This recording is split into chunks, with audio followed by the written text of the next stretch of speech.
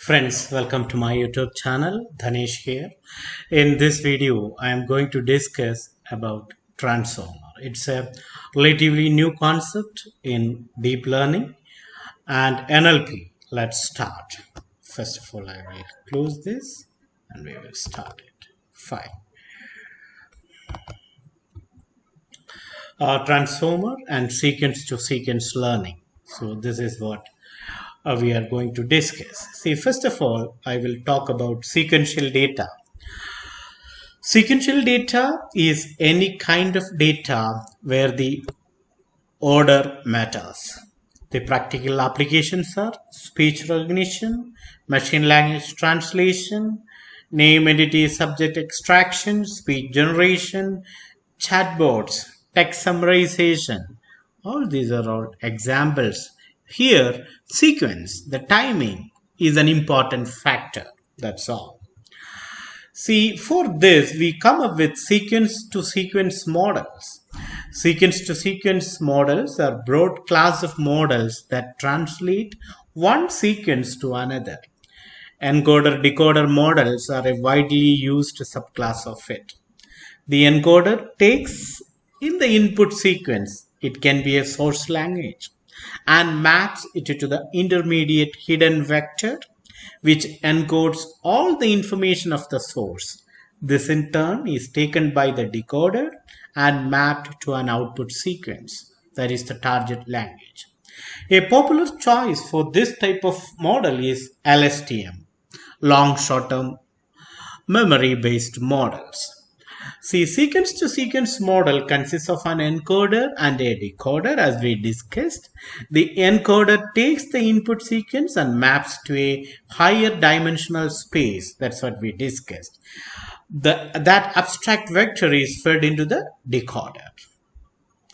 So you understood what is the concept of sequence to sequence models. Normally, to handle sequential data, we use recurrent neural networks or RNN. So this is the first concept or the first neural network we used for handling sequential data. But RNN has the following limitation. It's having the problem with vanishing gradient, exploding gradient, the problem of long-term dependencies, and the sequential nature of the model architecture prevents parallelization. These challenges are addressed by Google Brain's transformer concept. Here transformer comes into picture. Now, you may be familiar with long short-term memory or LSTM. So to solve the problem of vanishing gradient, that is for the recurrent neural network, we have LSTM. LSTM is a solution for vanishing gradient, but it has the following drawbacks. Sequential computation inhibits parallelization. No explicit modeling of long and short range dependencies. Distance between positions is linear. These are all the drawbacks of LSTMs. So how we can solve these problems faced by RNNs? So you understood the problems faced by RNNs and LSTMs. The solutions of the problems of RNN and LSTM is the concept known as attention. So what is attention? To solve the problems of RNNs and LSTMs, researchers created a technique for paying attention to specific words, each word. Attention is a technique that is used in a neural network. For RNNs, instead of only encoding the whole sentence in a hidden state, each word has a corresponding hidden state that is passed all the way to the decoding stage. Then the hidden states are used at each step of RNN to decode. The idea behind it is that there might be relevant information in every word in a sentence. So in order for the decoding to be precise, it needs to take into account every word of the input using attention. We need to consider each and every word of the input. But in RNNs and LSTMs, you may be familiar with the input gate, forget gate of the LSTM networks and all. So there they are not considering, they are not giving attention to each and every word of the input. So here by this process known as attention, we are giving importance to each and every word of the input.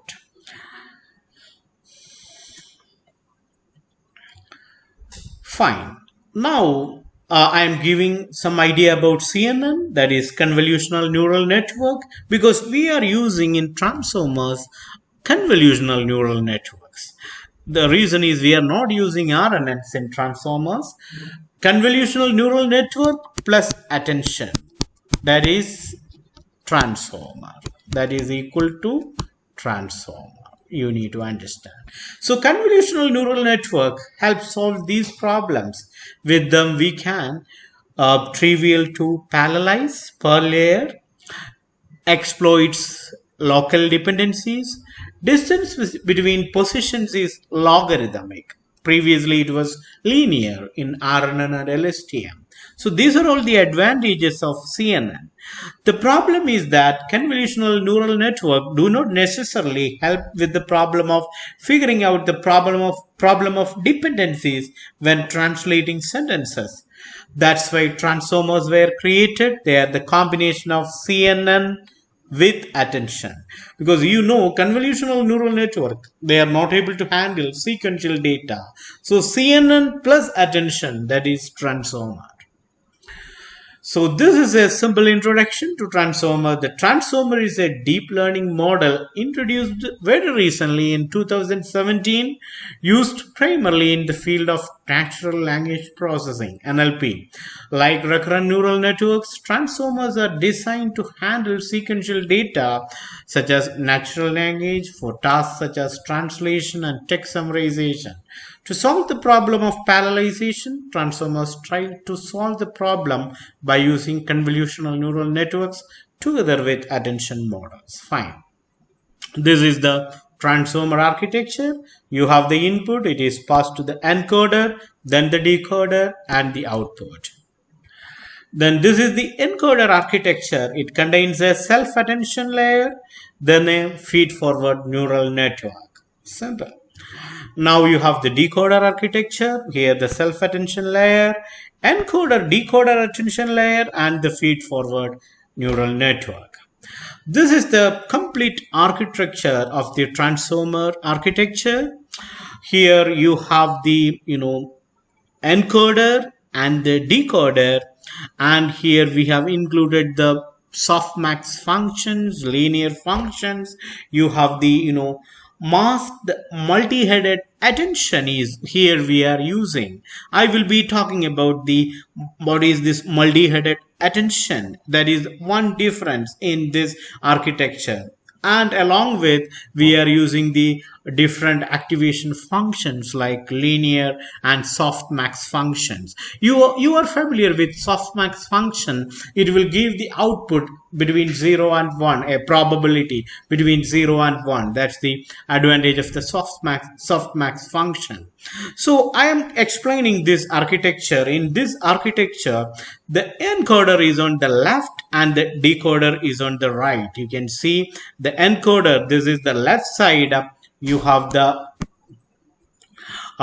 encoder, and the right side, this is the decoder and this is the encoder. So that's the architecture. Now both encoder and decoder are composed of modules that can be stacked on top of each other multiple items, which is described by annex in the figure. we see that these modules consist mainly multi-head attention. So the two main components here, it is the multi-head attention and the feed-forward neural network. I will be talking about what is multi-head attention. So the inputs and outputs are first embedded into an n-dimensional space, since we cannot use strings directly. One slight but important part of the model is the positional encoding of the different words. Since we have no recurrent neural networks that can remember how sequences are fed into a model, we need to somehow give every word part in our sequence a relative position, since a sequence depends on the order of its elements. These positions are added to the embedded representation, that is the n-dimensional vector of each word. So you can see it here. Here mainly we have the multi-headed attention and the feed-forward network. Those are all the main components in this architecture. So what is multi-headed attention? Instead of only paying attention to each other in one dimension, transformers use the concept of multi-head attention. The idea behind it is that whenever you are translating a word, you may pay different attention to each word based on the type of questions that you are asking. Multi-head attention consists of several attention layers running in parallel. This is the architecture of the it consists of multiple layers in parallel. This is the multi-head attention architecture. Now I am getting into the mathematics of attention. Let's take Q as the matrix that contains the query, that is the vector representation of one word in the sequence. K, all the keys, vector representation of all the words in the sequence. V is the values, dk is the dimension of the key vectors used. Then attention is equal to the softmax. It's an activation function. It gives the output between 0 and 1.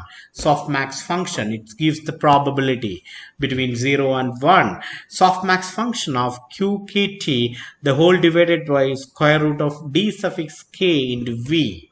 So I have explained all the letters. Q, matrix that contains the query, vector representation of one word in the sequence.